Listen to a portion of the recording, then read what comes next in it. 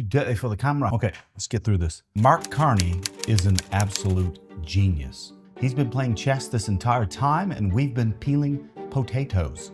I called it wrong. I kept reviewing his tenure at both banks in England and Canada.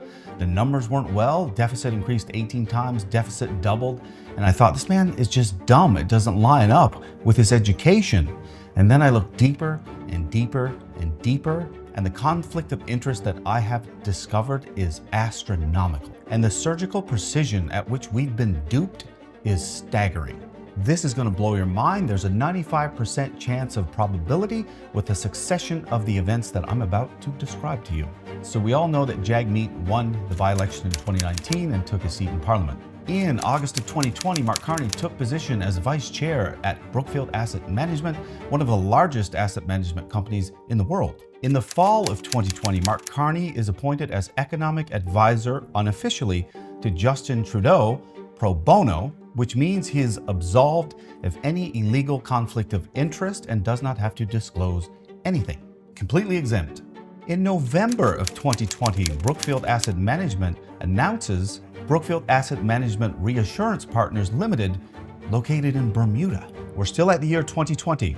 Jumping to 2024, I will mention quickly that Mark Carney met with the Chinese president. Come back on that later. May of 2024, someone is appointed as the CFO of Brookfield Asset Management. I won't tell you who that is because it's very important, and I'll get to that in a moment. August 12th, 2024, Chandra Airy visits the PM of India with that same CFO for an unsanctioned trip, of which CSIS did notify the Liberal government, but nothing was done about it.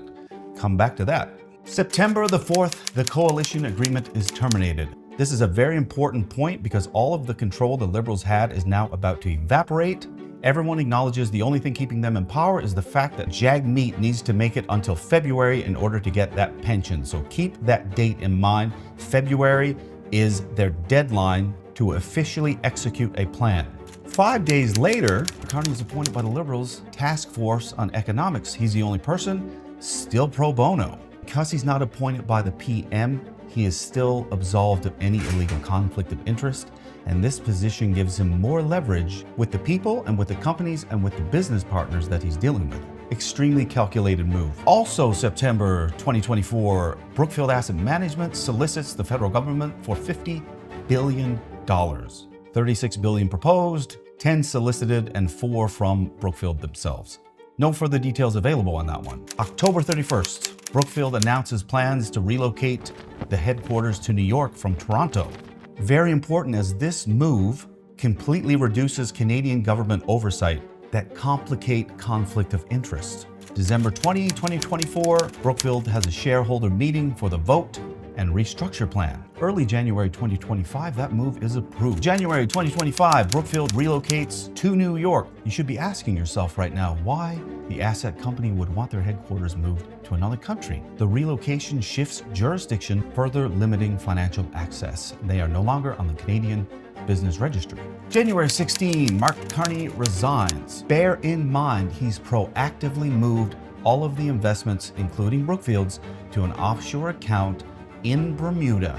That is now a foreign company, and it is virtually impossible to verify or access the portfolio or investments. The same day, he announced his candidacy for the Liberal Party. January 25, now comes the juicy parts. Chandra Arya is disqualified from the Liberal Party for being manifestly unfit. It's about to get good.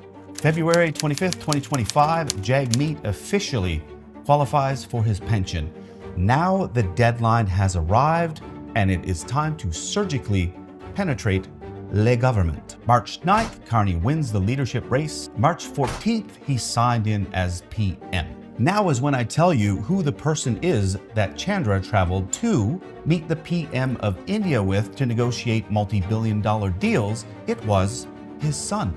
Chandra's son is the CFO at the same company that Mark Carney was vice chair. And here's the brilliant moves. A new PM has 60 days to disclose their investments. Mark Carney calls the minimum legal allotted time for an election, which is 36 days. so the election will be over before he makes any disclosure. We still have a problem. He doesn't have a seat. The process to get a seat, which gives a lot of credibility to speak in the House of Commons, is also a minimum 36-day election period. The problem there is that this puts him past the 60-day disclosure period, and if he doesn't have a seat, this information might destroy his chances of getting that seat. So on March 20th, 2025, they revoke Chandra Arya's nomination, and Mark Carney gets his seat. For all intensive purposes, Chandra gave him that seat.